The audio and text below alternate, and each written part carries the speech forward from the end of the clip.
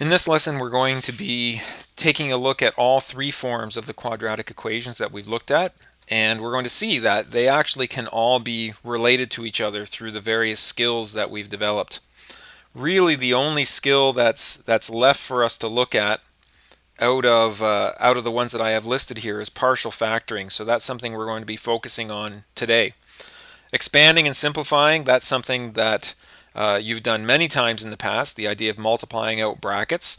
So that allows you to move from factored form or from vertex form to standard form. So expanding and simplifying, I would say, is kind of the place where we started with this.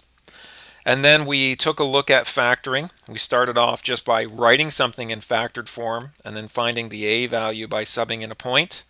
So that's how you move from standard form to factored form, is by factoring.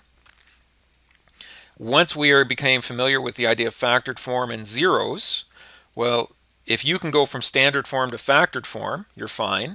And then if you can go from factored form to vertex form, the way you do that, using the zeros to find the vertex, the idea of the axis of symmetry, then you can get to here. And now today, another thing we're going to be looking at is how do I go directly from standard form to vertex form. Something else that I think I want to add in here is it's not just from the zeros, because not all quadratics, not all parabolas have zeros. So sometimes you need to make use of symmetry, which is something I covered in the previous lesson to this one. If zeros are not available, you can still choose any two symmetric points to find your axis of symmetry, and then you use that to find your vertex. So now we've got this movement between these three different forms. I'm not going to say it's easy movement because some of them are difficult. Partial factoring can be a bit of a strange concept for some people. And if you don't have the zeros, using symmetry can involve a fair amount of algebra in order to find the vertex for vertex form. So let's go ahead and take a look at a couple of examples. So the first one, we've got something in factored form, and we're going to expand and simplify these to obtain standard form. Sorry, we've got something in factored form, we want to go to standard form. So first thing I'm going to do is I will leave that constant 2 alone, and I'm just going to do FOIL on these two binomial terms in brackets. So first is x times x, that's going to give me x squared. Outer is x times negative 1, that's minus x. Inner is 5 times x, that's plus 5x. And last, 5 times negative 1 is negative 5. I'm going to take one step to simplify what's in my bracket. Negative x plus 5x is plus 4x minus 5. And now I will distribute this positive 2 into each term of the bracket. And so 2 times x squared is simply 2x squared.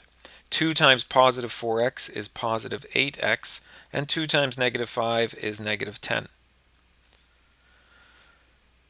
Similarly, let's take a look at the next one. Now we have vertex form. So I'm really going to show all the steps here. Negative 0.5x. And then x minus 4 all squared is the same as x minus 4 times x minus 4 plus 3. You could also do this in rough work at the side if you wanted to, but I'm going to show each step as it happens. Negative 0.5, sorry, I already made a little bit of a typo there, or that's not supposed to be an x there, that's just supposed to be 0.5. And then it's x minus 4 times x minus 4. So that's negative 0.5. Now I'm going to expand these two binomial terms. X times x is x squared, minus 4x for the outer, x times negative 4. Negative 4 times x is negative 4x for the inner. Negative 4 times negative 4 is plus 16. And then we've got the plus 3 on the outside. I will simplify what's in that bracket. X squared minus 8x plus 16. Now I'm going to multiply this negative 0.5 times the contents of that bracket. So negative 0.5 x squared. Negative 0.5 times negative 8 is plus 4x. Negative 0.5 times positive 16 is minus 8. And then there's this plus 3 that's left over. So one last line to simplify those constant terms. So I will just rewrite my first two terms. Negative 8 plus 3 is minus 5. Now, how about writing this in factored form and in vertex form? So the way we've learned to do it, and I'm going to do it the kind of comprehensive way, is SPI, sum, products, and integers. And then I'm going to do factoring by decomposition. So the sum in this case is negative 4. The product is 1 times positive 3 is just 3. And the two numbers that multiply together to give me 1 and 3, to give me 3 are 1 and 3, but they have to add to negative 4, so I know they both have to be negative. So I end up with y equals x squared, and I'm going to break negative 4x into negative x minus 3x plus 3. Doing factoring by grouping, out of the first group, I get an x, and then that leaves me an x minus 1. Out of the second group, I get a negative 3, and that leaves me an x minus 1.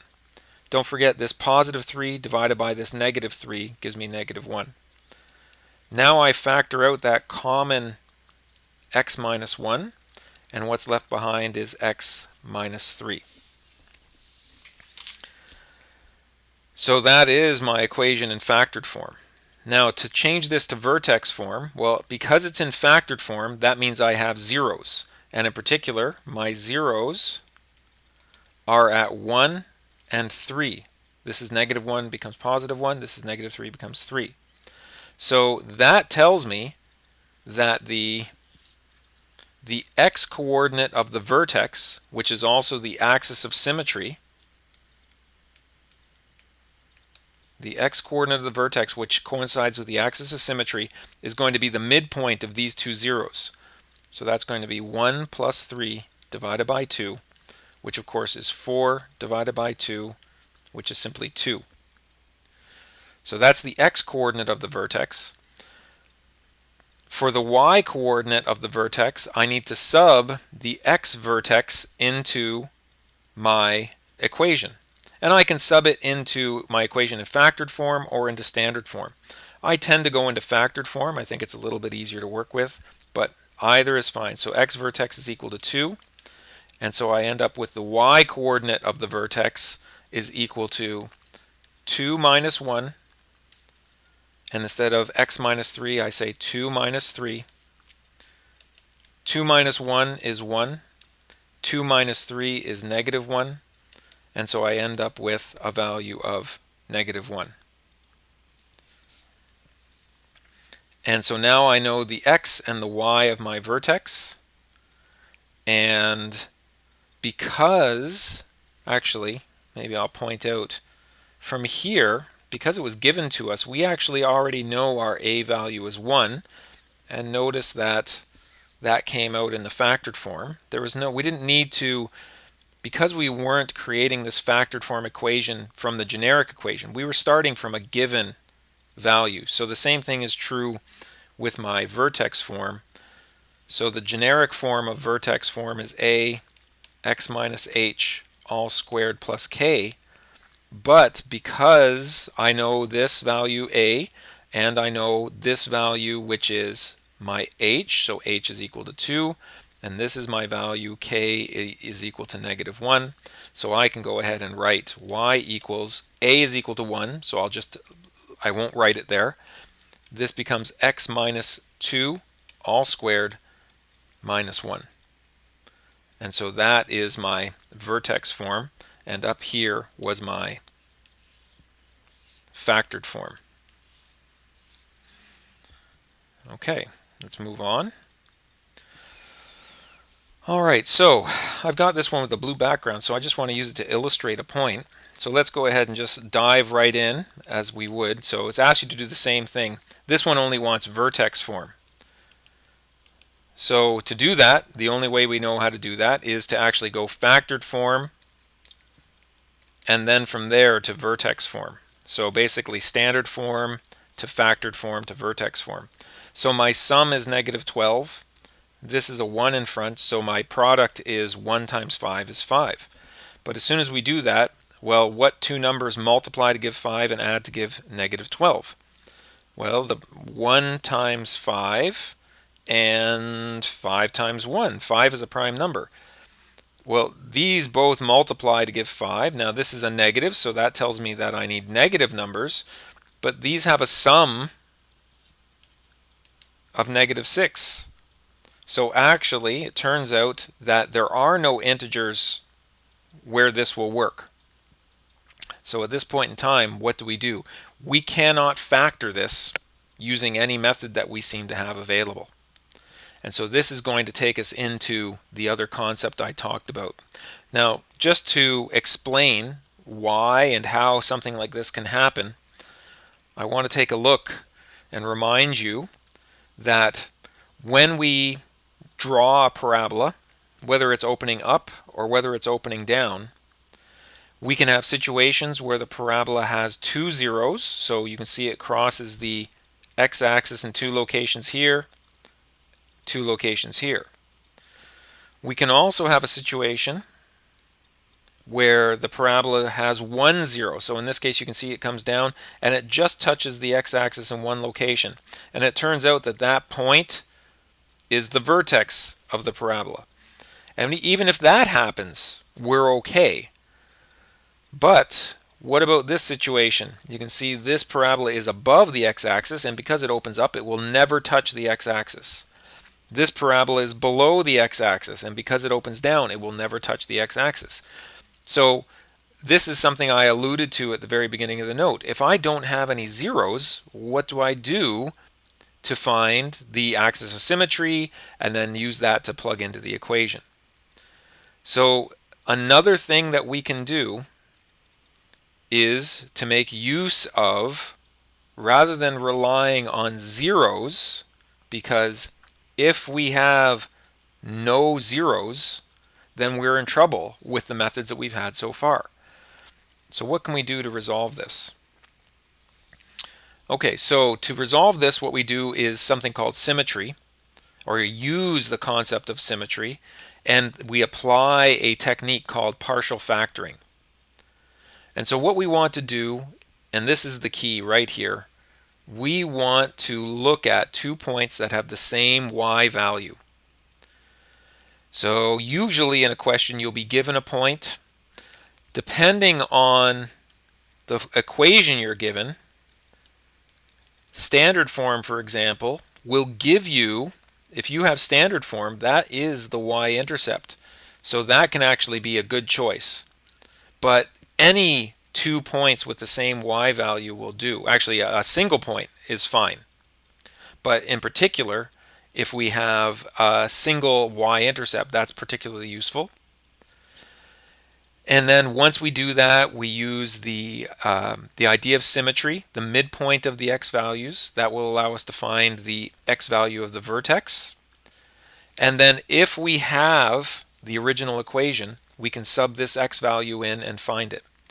If we don't have the equation, we could use a system of equations. And again, this is something that I covered in the previous lesson, this idea, what if you don't have an equation? So that was in the lesson on modeling quadratics.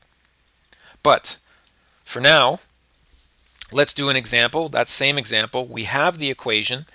We know SPI doesn't work, so I'm not going to rewrite it here. So I just put here SPI failed. So what are we going to do? Well, this is in standard form, so that tells me that my y-intercept is equal to 5. Another way of saying this is that we know the point 0, 5 is the y-intercept. So the way that you do partial factoring is you want to figure out what is another point. So there must be a matching point. Because of symmetry, there must be a matching point to this that is at some value x, but the y value is 5. And that's our job, is to find out what that value of x is. And so let me just see if I can get an idea for this parabola. So here is, for example, 5. And so if this parabola looks something like this, then there is another point somewhere over here that also has a y value of 5. Our goal is to find the x value that goes along with it. So how are we going to do that? The way that we do that is to do partial factoring. So I'm going to take this equation, y equals, let me just rewrite the whole thing to start, minus 12x plus 5. And partial factoring, it's kind of like factoring by grouping, but we're only going to make one group. And so we take out an x, that's common, and then we have x minus 12 plus 5. Now, if you think about what we've ever done when we get something into a kind of a factored form like this, quite often we'll ask, what makes this 0? Okay, so think about that. Well, what does make this thing 0? X being equal to 0 will make this 0, or x minus 12 being equal to 0 will make this 0, which is x equals 12. Well, but what does x equals 0 mean? Well, first of all, what does it mean for this thing to be 0? If this thing is 0, then what is the value of y? If this thing is 0, then y is equal to 5. That happens here, which is the answer we got. When x equals 0, this whole thing becomes 0, and y is equal to 5. That is our y-intercept. So what is the other value for x that will make this whole thing 0? That is x equals 12. And that is this value right here. That's 12. That's this point on the graph, 12. So now that I know this is 12, and we already knew this was 0, now I can find the midpoint, which is halfway between 0 and 12, right? I want to be halfway from here and here. And how do I find that? That means we're now looking at the x-coordinate of the vertex, and that is equal to our two, they're not zeros in the sense of zeros where we cross the x-axis, which actually I've misdrawn this. This graph doesn't cross the x-axis. But what they are is I can still find the midpoint. So that's going to be 0 plus 12 divided by 2. 12 divided by 0 plus 12 is just 12. 12 divided by 2 is 6. So the x-coordinate of the vertex is 6, and that means my y-coordinate of the vertex is equal to, I just go back to my original equation, but instead of x squared, I'm going to write 6 squared minus 12 times 6 plus 5. So you can see in this case I'm going to use the standard form to do it. 6 squared is 36. 12 times 6, negative 12 times 6 is minus 72 plus 5. And so I end up with 36 minus 72 is equal to negative 36. Negative 36 plus 5 is negative 31.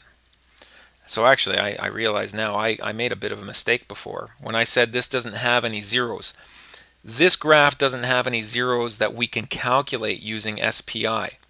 In this case, it actually had zeros because this location of the vertex is actually, to be honest with you, this graph is not very representative. No, it's too much to delete. Because that vertex is really low, so this graph should have looked more like that, in the sense that the vertex is way down here, even much more exaggerated than I've got here now. So now that I've got my vertex, I can write my equation, y equals, now what is the a value? Let's go back to the original equation. That's a 1 in front, so that means my a is equal to 1. So when I write this in vertex form, I have a 1 in front, x minus 6 all squared minus 31.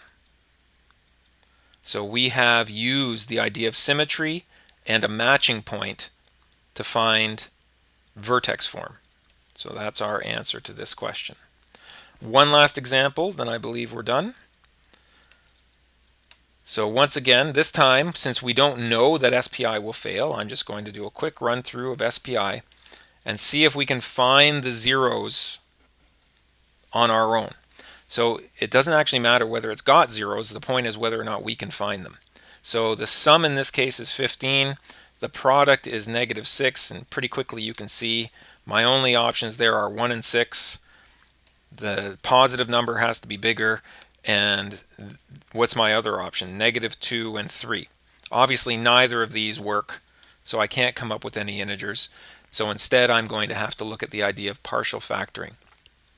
From here, my y-intercept is equal to 2, and that is the point 0, 2. So my matching point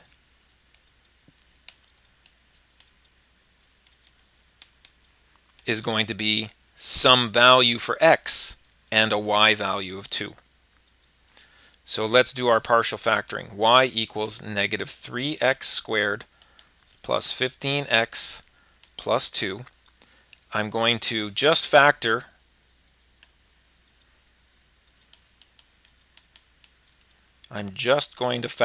these first two terms. So I'm going to take out a negative because the first value is a negative. I'm going to take out 3, and I'm going to take out an x. That leaves behind an x, and positive 15 divided by negative 3 is minus 5 plus 2. So how do I make y equal to 2? That's by turning this into 0. So how does that work? We need x equal to 0 or x minus 5 equal to 0. And we end up with x equal to 5. So now that I've got those two values, I can find the midpoint of my vertex. The x-coordinate of my vertex is going to be 0 plus 5 divided by 2, which is 5 over 2, which is 2.5, which is a non-repeating decimal. That might be okay. Let's see what we end up with when we try to find the y value of the vertex. I'm going to sub in this value, either 5 over 2 or 2.5. So I get negative 3. I like fractions, so I'll do 5 over 2. And then this one is 5 over 2 minus 5 plus 2. It doesn't actually matter. You can see in this case I actually used the equation that I came up with for partial factoring. I could have also used the original. I didn't really make a conscious decision there. It was just that was the one that I looked up at. So let's see. We get negative 3 times 5 over 2 is negative 15 over 2. And then in the bracket we have 5 over 2 minus 10 over 2 plus 2 outside the bracket.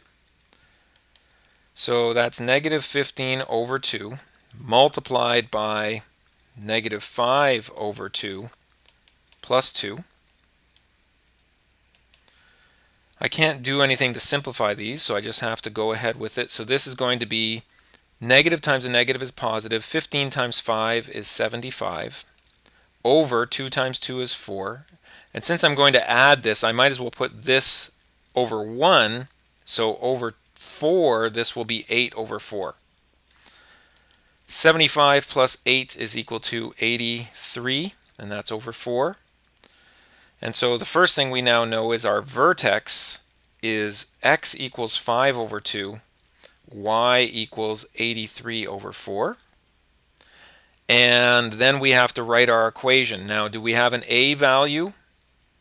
We actually do have an a value, and that's from there. So that tells us our a value is actually equal to negative 3.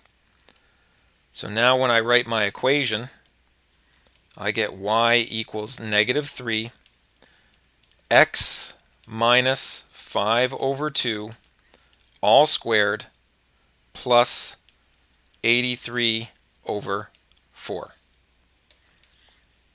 And there's my equation in vertex form. And I believe that's it for today's lesson. And there's your homework.